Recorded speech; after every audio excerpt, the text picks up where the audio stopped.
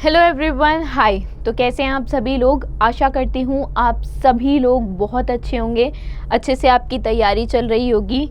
ठीक है, I hope किसी को भी कोई प्रॉब्लम नहीं होगी। करंट अफेयर के सेशन आप देख रहे होंगे डेली। तो खोल दे पंख मेरे कहता है परिंदा, खोल दे पंख मेरे कहता है परिंदा, अभी और उड़ान बाकी है। खोल दे पंख मेरे कहता है परिंदा, अभी और उड़ान बाकी है। ज़मीं नहीं है मंजिल मेरी, ज़मीं नहीं है मंजिल मेरी, अभी पूरा आसमान बाकी है। तो इसी के साथ आज के करंट अफेयर के सेशन की शुरुआत करते हैं। आइए, इसी उम्मीद के साथ कि आपको भी आपका पूरा आसमान मिले, इसी के साथ पहला क्वेश्चन देखते हैं। पहला क्वेश्चन क्या है? पूछ रहा है कि the state government of dash, किस स्टेट की गवर्नमेंट ने लॉन्च किया है एक इंटीग्रेटेड इलेक्ट्रिसिटी कंज्यूमर पोर्टल। ठीक है, किस स्टेट की गवर्नमेंट ने वेट एक minute, I don't know how it closed but yes we can come again. दोबारा से हम स्टार्ट करते हैं इसको।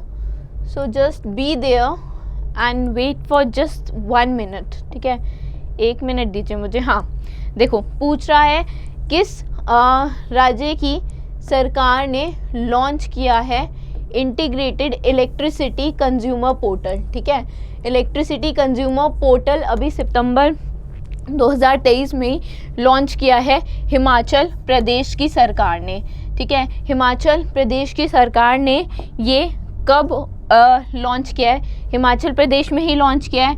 पहली बात, क्यों लॉन्च किया है, कब लॉन्च किया है, ये सब देखते हैं। अच्छा, इन्होंने ना इसका जो इनॉग्रेशन है वो 15 सितंबर को किया था। इस दिन एक डे मनाया जाता है। ठीक है, मैंने कवर किया होगा। इस दिन मनाया जाता है इंजीनियर्स डे। तो इंजीनियर्स डे के उपलक्ष्य में ही इन्होंने ये पोर्टल लॉन्च किया है। ठीक है, तो ये डे याद रखना, 15 सितंबर इंजीनियर्स डे। उस दिन पे ही, उस दिवस पे ही इन्होंने, हिमाचल प्रदेश की सरकार ने बेसिकली इलेक्ट्रिसिटी कंज्यूमर पोर्टल का लॉन्च किया है।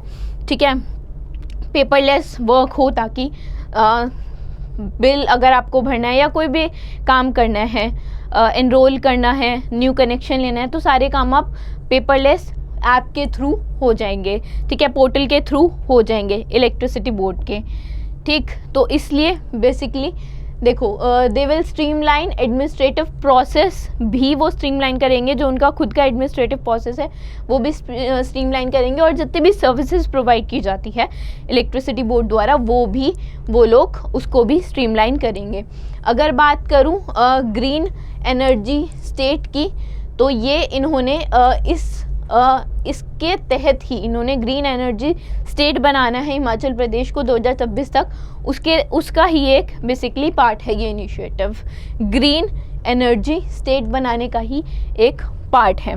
ठीक है, नेक्स्ट पे चलें। नेक्स्ट देखें, पूछ रहा है कि उस स्टेट या यूटी का नाम बताओ जिस इनमें से गिवन ऑप्शंस में से जिसने इंटीग्रेट किया है अपना खुद का माँ नवजत ट्रैकिंग ऐप, माँ नवजत ट्रैकिंग ऐप, जिसका इन्होंने नाम मंत्रा भी रखा है।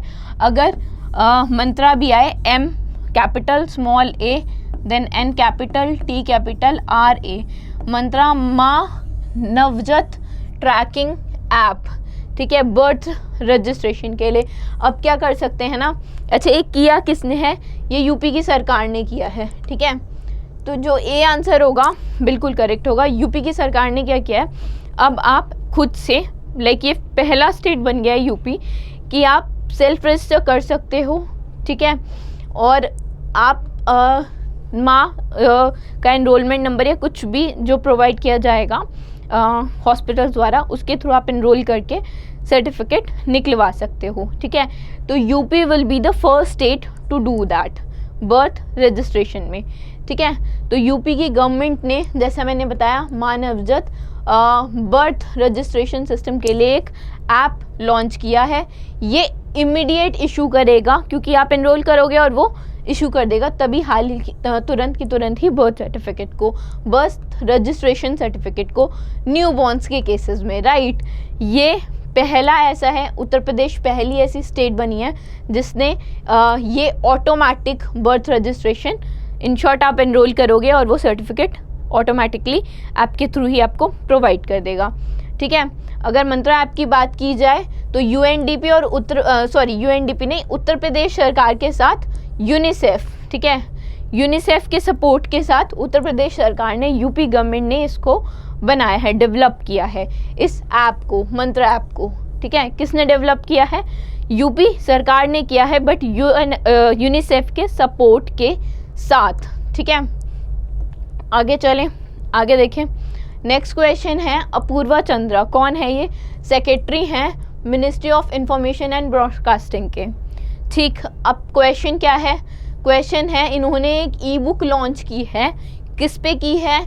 जो इंडिया की G20 प्रेसिडेंसी है ना, उस पे एक ई बुक लॉन्च की है। क्वेश्चन है उस ई बुक का नाम बताइए। तो उस ई बुक का नाम है पीपल्स G20, ठीक है। क्या नाम है? पीपल्स G20 इस ई बुक का नाम है, ठीक है। तो ये ई बुक बेसिकली 3 पार्ट्स में होगी। पहले पार्ट में मोन्यूमेंटल G20 समिट्स से जितनी भी रिलेटेड बातें होंगी वो होंगी, जो भी नई दिल्ली में सितंबर 9 से 10 के बीच में हुआ है, तो उससे रिलेटेड जितना भी है वो सब पार्ट 1 में होगा। 2 में बेसिकली समरी होगी मीटिंग्स की, जितने भी वर्किंग ग्रुप्स थे अंडर शेपरा और फाइनेंस ट्रैकिंग के अंडर, या जितने भी एंगेजमेंट ग्रुप्स थे, जितने भी ग्रुप्स थे, उसकी पूरी समरी, जितनी भी मीटिंग्स हुई उसकी पूरी समरी जो होगी वो सेकंड पार्ट में होगी। थर्ड पार्ट में क्या होगा? थर्ड पार्ट में एक फ़ोटो ऐसे होगा, ठीक है। एक ई बुक रिप्रेजेंट करेगा एक फ़ोटो ऐसे, किसका? जन भागीदारी इवेंट्स, जो पीपल ने, लोगों ने पार्ट लिया है, उसका एक फ़ोटो ऐसे होगा थर्ड पार्ट में, ठीक है। 3 पार्ट्स में ई बुक है, 3 पार्ट कंसिस्ट करती है बेसिकली इंडियाज़ प्रेसिडेंसी ग्रुप के अंडर पीपल्स G20 नाम से ई बुक, जैसे मैंने बताया, लॉन्च की गई है, ठीक है।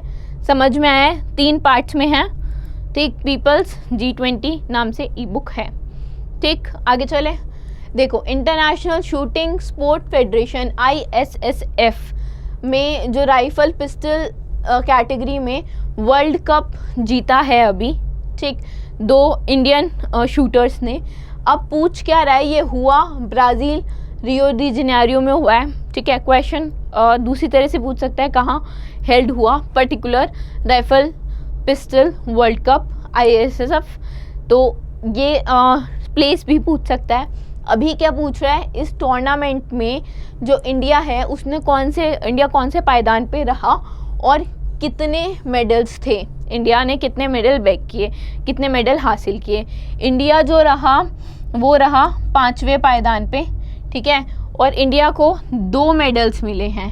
अब इन 2 में से एक तो गोल्ड है और एक सिल्वर है, ठीक है। एक गोल्ड मेडल है और एक सिल्वर मेडल है, ठीक है। ये 2 मेडल मिले हैं। अब इंडिया को एक गोल्ड एक सिल्वर मिला है।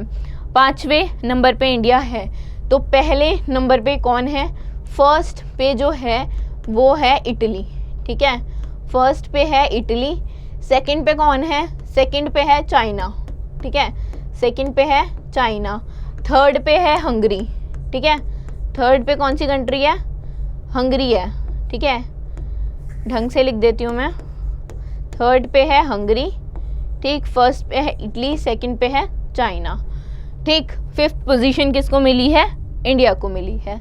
सिमिलरली मेंशन्ड जो निश्चल हैं उन्हें वुमेंस इवेंट में सिल्वर मेडल मिला है 50 मीटर राइफल में, ठीक है। और एला विनल वालीरिवॉन ने गोल्ड मेडल जीता है 10 मीटर एयर राइफल इवेंट में, ठीक है। तो नाम याद रखना, ये तमिलनाडु से संबंधित हैं, ठीक है। तो नाम याद रखना दोनों के, गोल्ड और सिल्वर। थोड़ा गोल्ड इम्पॉर्टेंट होता है, राइट। एंड जैसा मैंने बताया इटली ने 3 मेडल जीते, टॉप किया। 2 गोल्ड 1 ब्रॉन्ज। चाइना का 1 गोल्ड 4 सिल्वर और 3 ब्रॉन्ज, जहाँ तक बात करें हंगरी की तो एक गोल्ड, एक सिल्वर और एक ब्रॉन्ज। अगर हम बात करेंगे ISSF वर्ल्ड कप की 2023 के, तो ये 13 स्टेजेस में होगा, ठीक है। 13 स्टेजेस में से जो फाइनल होगा अलग अलग सिटीज़ में, शहरों की होगा, और जो फाइनल होगा वो दोहा कतर में होगा। कहाँ होगा? दोहा कतर में होगा 18 से 27 नवंबर के बीच, ठीक है। फाइनल्स दोहा कतर में होगा। अभी जिस इवेंट की बात की थी वो था हमारा राइफल पिस्टल जो इवेंट है बेसिकली वर्ल्ड कप 2023 ISSF का, जो रियो दी जेनेरियो ब्राज़ील में हुआ है, ठीक है। कंफ्यूज होने का कोई स्कोप नहीं है यहाँ पे। आगे चलें, नेक्स्ट देखें। देखो नेक्स्ट क्या है, पर्पस पूछ रहा है MOU साइन हुआ है किस किस के बीच? MOU साइन हुआ है गार्डन रीच शिप बिल्डर्स के बीच और engineers, garden reach ship builders and engineers के बीच एंड लॉर्ड्स रजिस्टर के बीच, ठीक है। इन दोनों के बीच एक MOU साइन हुआ है। उसका पर्पस पूछ रहा है कि वो जो MOU साइन हुआ है वो किस वजह से हुआ है, किस लिए साइन किया गया है। ये साइन किया गया है for the development of a hydrogen fuel cell ferry के लिए, ठीक है, ताकि हाइड्रोजन फ्यूल सेल फरी की डेवलपमेंट में ईज़ आसानी हो जाए, ठीक। इसीलिए garden rich builders and Engineers ने एक MOU साइन किया है लॉर्ड्स रजिस्टर्स के साथ, so that they both can help for the development of a hydrogen fuel cell ferry, ठीक है। ये जो एग्रीमेंट है, ये जो बेसिकली MOU है, एक और MOU साइन किया हुआ है किसने? गार्डन रिच शिप बिल्डर्स एंड इंजीनियर्स ने। किसके साथ? कैटरपिलर्स INC के साथ, ताकि वो production, sale, services, medium speed engines की बेसिकली रेगुलेट कर सके, बढ़ा सकें, ठीक है। और ये कहाँ पे यूज़ होते हैं? ये इंडियन नेवी या कोस्ट गार्ड में, इंडियन कोस्ट गार्ड में बेसिकली यूज़ होते हैं, ठीक है। MOU जो साइन हुआ है वो कब हुआ है, कहाँ हुआ है? वो जो defence and security equipment international exhibition हुई है ना लंदन UK में, वहाँ साइन हुआ है। कहाँ हुआ है? डिफेंस सिक्योरिटी इक्विपमेंट जो इंटरनेशनल एग्जीबिशन हुई है लंदन में, UK में, ठीक है, वहाँ ये MOUs साइन किए गए हैं, ठीक। आगे चल सकते हैं, नेक्स्ट देखें। रिसेंटली किस ऑर्गेनाइजेशन ने डेवलप किया है type V heavy drop system, जो अभी इंडियन एयरफोर्स ने टेस्ट किया है। तो ये जो डेवलप किया है, ये किया है Aerial Delivery Research and Development Establishment ने। इन्होंने एक type V heavy drop system basically test किया है, ठीक है। इंडियन एयरफोर्स ने टेस्ट किया है type V heavy drop system, जो डेवलप किसने किया है? डेवलप किया है Aerial Delivery Research and Development Establishment ने, ADRDE ने, ठीक है। डेवलप ADRDE ने किया है और उसको टेस्ट किसने किया है? इंडियन नेवी ने किया है। दोनों में कंफ्यूज होने की ज़रूरत नहीं है। अच्छा, ये जो बेसिकली टेस्ट हुआ है, ये बेसिकली जो डिज़ाइन हुआ है, ठीक है, ये जो जहाँ पे भी युद्ध क्षेत्र में, ठीक है, जहाँ पे भी आर्म्स, एम्यूनेशंस, ये सब या और भी जो इम्पोर्टेंट इक्विपमेंट्स हैं जो नहीं पहुँचाए जा सकते, इसके थ्रू पहुँचाए जाते हैं, ठीक है। वेट जो होगा इसका अप टू 20 टन्स तक का होगा, ठीक है। इस सिस्टम के थ्रू आर्म्स ड्रॉप किए जा सकते हैं, एम्यूनेशन और भी जितने इक्विपमेंट हैं जो बैटल फील्ड में पहुंचाए जाने हैं पैराशूट के द्वारा 20 टन तक के, वो प्रोवाइड किए जा सकते हैं थ्रू दिस सिस्टम, ठीक है ना। नेक्स्ट पे चल सकते हैं ना। देखो नेक्स्ट है किस कंट्री के national payment and electronic identity system ने, जिसका नाम है Bank ID Bank Axept AS, ठीक है। ये क्या है? Bank ID Bank Axept AS, ये basically national payment and electronic identity system है किसी देश का, ठीक। इसने कोलैबोरेट किया है TCS के साथ, किस ताकि वो एनहांस कर सके फाइनेंशियल इंफ्रास्ट्रक्चर किसका? उस पर्टिकुलर देश के Bank ID Bank Axept AS का, दैट इज़ उसके national payment and electronic identity system का, ठीक है। तो ये जो Bank ID bank accept AS है, ये किस देश का है? ये बेसिकली नॉर्वे का है, ठीक है। ये नॉर्वे का क्या है? ये नॉर्वे का national payment and electronic identity systems है। टीसीएस ने क्या साइन किया है?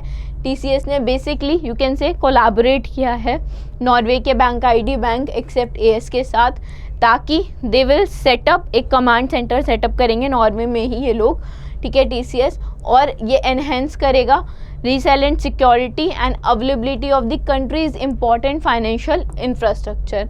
इस कोलैबोरेशन के अंडर जो टीसीएस होगी वो बिल्ड करेगी, जैसे मैंने बताया 24/7 operation command centre Oslo Norway में, सभी bank ID bank accept AS users और क्लाइंट के लिए टीसीएस डेवलप करेगी एक सेंटर, ठीक है, और मैनेज भी करेगी, ठीक।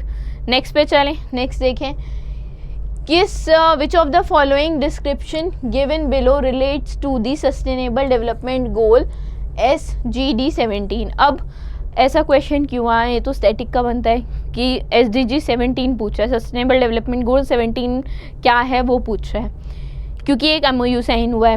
किसके बीच?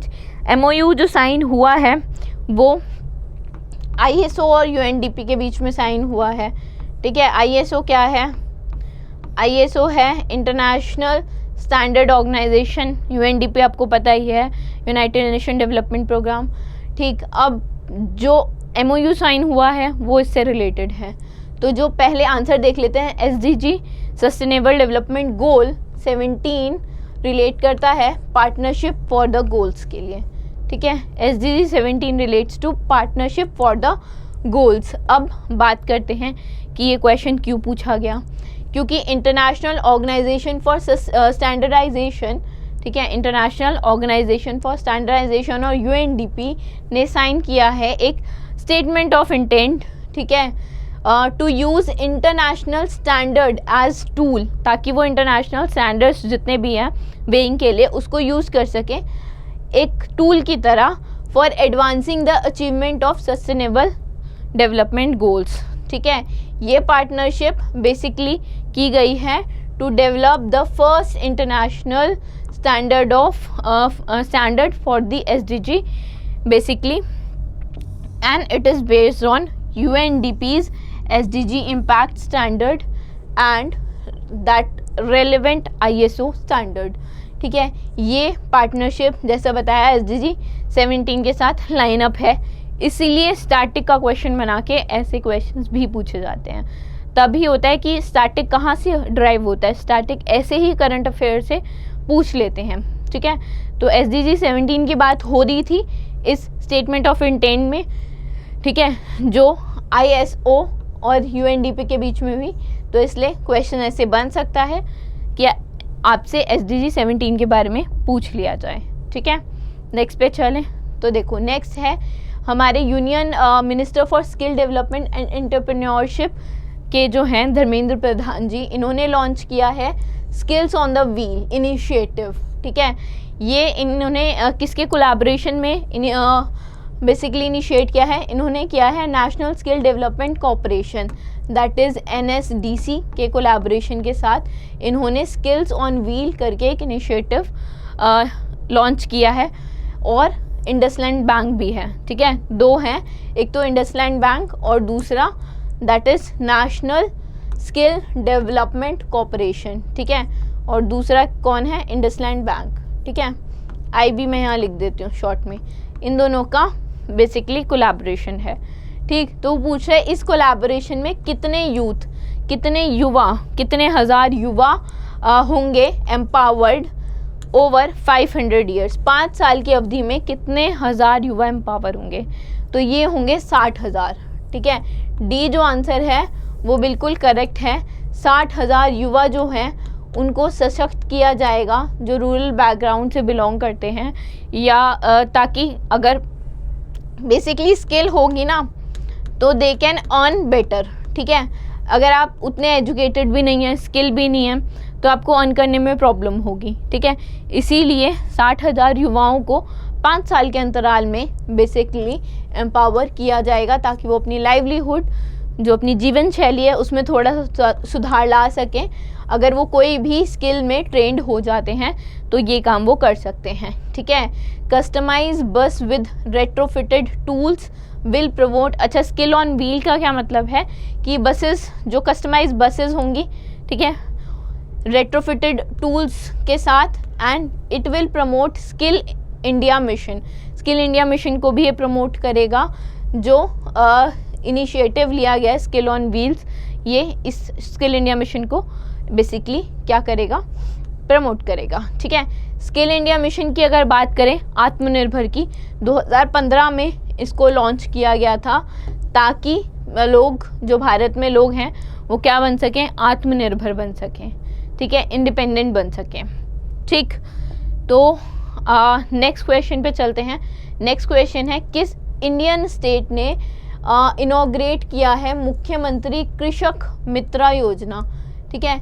मुख्यमंत्री कृषक मित्रा योजना किस बेसिकली स्टेट ने इनॉग्रेट की है ताकि वो permanent agriculture pump connection provide कर सके फार्मर्स को। तो ये की है मध्य प्रदेश सरकार ने, ठीक है। अब मध्य प्रदेश सरकार की 2 योजनाएं आपने पढ़ ली, एक ये वाली, एक इससे पहले पढ़ी थी। तो अभी जो पढ़ रहे हैं आप, मुख्यमंत्री कृषक मित्रा योजना है ताकि जो भी परमानेंट एग्रीकल्चर पंप कनेक्शंस हैं, ठीक है, और भी जो भी इक्विपमेंट है वो मध्य प्रदेश सरकार देगी बेसिकली फार्मर्स को। क्या होगा ना, 50% तक का जो खर्चा होगा वो मध्य प्रदेश सरकार उठाएगी और जो 50% बाकी के होंगे वो फार्मर्स देंगे, ठीक है, ठीक। ये होगी गवर्नमेंट ऑफ एमपी, ठीक है। एमपी की गवर्नमेंट 50% और 50% will be Baird by farmers, ठीक है। इस स्कीम के अंदर extension of 11 kV line transformer दिए जाएंगे, 11 kV लाइन ट्रांसफार्मर ये सब प्रोवाइड किए जाएंगे और इंस्टॉल किया जाएगा कनेक्शन ऑफ 3 हॉर्स पावर और मोर कैपेसिटी का, ठीक है। एक 11 kV लाइन और ट्रांसफार्मर इंस्टॉल किए जाएंगे 3 हॉर्स पावर या उससे ज़्यादा कैपेसिटी के कनेक्शंस, ठीक है, के लिए। और इस स्कीम में 50%, जैसे मैंने बताया, इलेक्ट्रिसिटी जो इंफ्रास्ट्रक्चर डेवलपमेंट कॉस्ट है वो 50% तो फार्मर या ग्रुप ऑफ फार्मर्स बेयर करेंगे और जो रिमेनिंग 50% है वो गवर्नमेंट बेयर करेगी, ठीक है। 2 योजनाएं थी, दोनों आपने पढ़ी। आज के जितने भी इम्पोर्टेंट करंट अफेयर के क्वेश्चंस थे वो सारे ही इसमें कवर हैं, ठीक है। तो we will be meeting you in the next session. Thank you.